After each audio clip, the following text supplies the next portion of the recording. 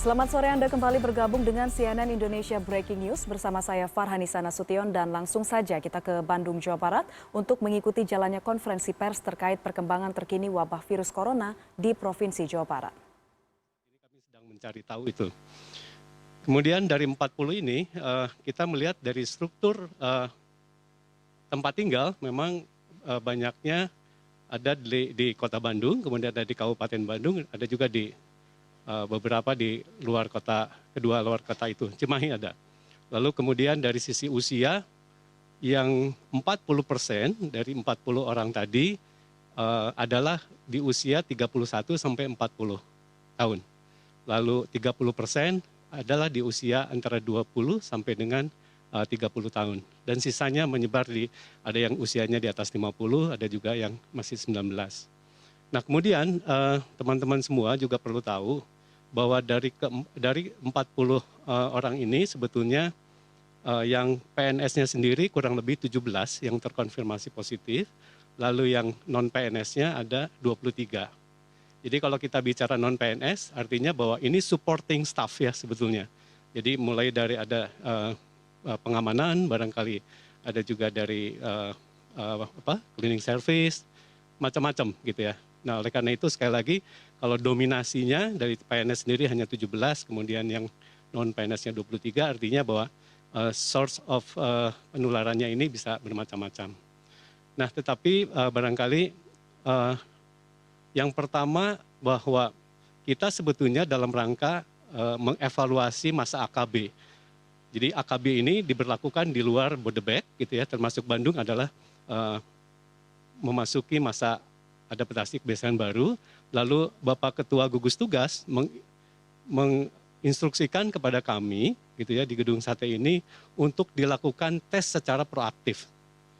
Ini poin penting sebetulnya, bahwa kami ingin membuktikan semasa AKB walaupun di dalam surat edaran kami di 14 Juli bahwa maksimal adalah 50% saja untuk perkantoran diisi. Gitu ya, tidak boleh lebih dari itu. Nah, ketika Ketua Gugus Tugas COVID-19 Jawa Barat ini, yaitu Pak Gubernur menginstruksikan kepada kami untuk melakukan tes proaktif, lalu kita bisa melihat ternyata memang ada kasus-kasus yang selama ini barangkali mereka-mereka ini tidak terlihat gitu ya, tidak bergejala gitu ya, dan kami cek satu-satu bahwa rata-rata dari mereka adalah karena usia juga usia muda gitu ya, jadi tanpa gejala. Nah ini kita harus ambil hikmahnya barangkali. Instansi pemerintah yang telah memberlakukan secara ketat 50% hanya boleh diisi atau hanya boleh didatangi untuk tempat kerja ini. Lalu juga di luar kalau dilihat masuk ada desinfektan di sana atau desinfeksi untuk mobil maupun motor, termasuk juga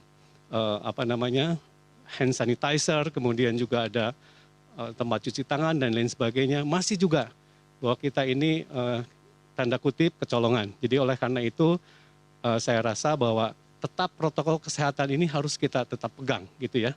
Harus tetap kita jaga. Jadi harus disiplin.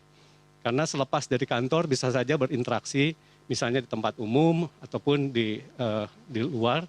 Dan satu lagi bahwa ada yang memang imported. Jadi ada yang studi banding kemari dan juga ada masyarakat yang ke sini. Nah ini poin-poin penting ini sebagai hikmah bagi kita semua gitu ya, dalam rangka bagaimana bahwa COVID ini sebetulnya masih ada, kurang lebih seperti itu, dan masih harus tetap waspada, masalahnya di sana. Kewaspadaan inilah yang nomor satu yang seharusnya kita terapkan gitu ya, di dalam rangka bagaimana kita memutus penularan. Nah yang berikutnya adalah setelah kita tahu dari 40 yang terkonfirmasi positif ini, tentu saja kita harus segera kita cek, jadi dengan melalui kontak tracing, terutama yang paling kontak tracing yang paling erat dengan para yang terkonfirmasi ini.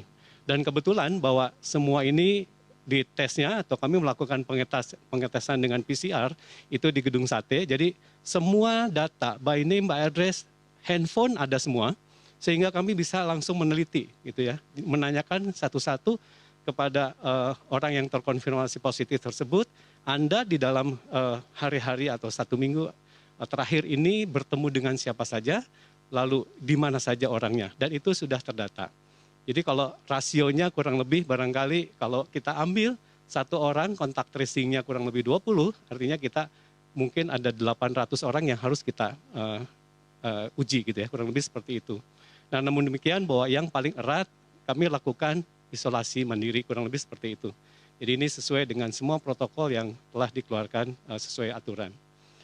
Nah, di sisi lain bahwa hari ini memang keluar surat edaran dari Sekretaris Daerah bahwa kita semua bekerja dari rumah dan semasa sebetulnya bukan dari hari ini saja, kita sudah 3 hari ini bahwa kita lakukan work from home dan juga kita lakukan desinfeksi terhadap ruangan-ruangan yang ada di gedung sate ini. Terutama setelah kami tahu yang mana yang terkonfirmasi positif, itu yang betul-betul kita perhatikan harus kita desinfeksi gitu ya.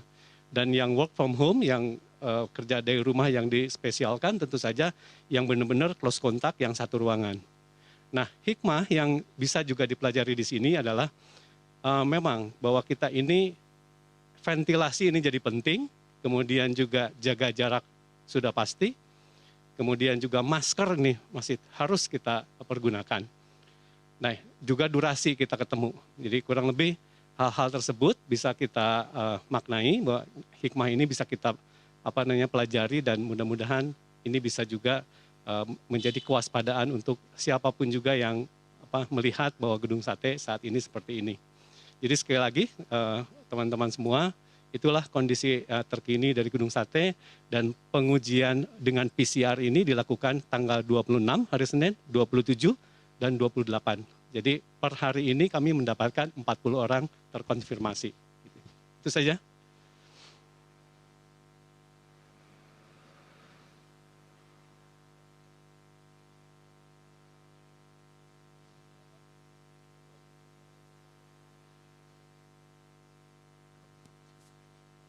Baik, terima kasih. Saya John dari TV One.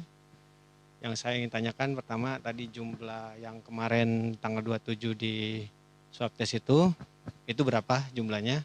Dan tadi kalau memang tadi dikatakan sekitar ada 800 orang yang sudah terdata karena kemungkinan dugaan ada terpapar dengan 40 orang itu, 800 orang ini itu PNS semua atau bagaimana? Atau keluarga PNS atau seperti apa? Sementara seperti itu. Ya, total yang kita lakukan pengetesan dalam 3 hari ya, 26, 27, 28 adalah 1.260-an. Jadi 1.260-an. Dan kalau kita melihat kontak tracing yang kami lakukan gitu ya, tentu saja bukan hanya PNS saja. Yang pertama, kalau mereka memang bekerja di sebuah ruangan, tentu saja close kontaknya adalah yang di ruangan itu, karena dia bekerja mungkin di kantor bisa lebih dari 7 jam gitu ya. Itu yang pertama. Lalu kita lakukan juga menanyakan dia pulang dengan siapa tinggal gitu ya. Dan itu yang terus kita kejar. Jadi artinya bahwa bukan hanya PNS saja yang close contact tracing-nya, juga kita dengan melihat situasi lingkungan di rumahnya atau di perjalanan. Kurang lebih seperti itu.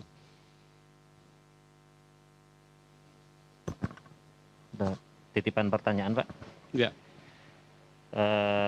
DKI direpotkan dengan kasus klaster perkantoran, Pak. Apakah seperti yang terjadi di Gedung Sate bisa masuk kategori klaster perkantoran atau bagaimana antisipasi? Ya, hemat kami bahwa hal ini belum dapat dipastikan bahwa ini merupakan klaster perkantoran gitu ya, karena Gedung Sate. Ya, baru saja kita ikuti bersama konferensi pers terkait penanganan wabah corona di Jawa Barat, khususnya di Gedung Sate yang disampaikan langsung oleh Setiawan Wangsa Atmaja selaku Sekretaris Daerah Provinsi Jawa Barat, di mana tadi disampaikan bahwa berdasarkan pemeriksaan atau kontak tracing yang dilakukan di wilayah Gedung Sate, terdapat 40 aparatur sipil negara atau ASN yang saat ini terkonfirmasi positif COVID-19 hingga menyebabkan Gedung Sate akan ditutup selama 14 hari.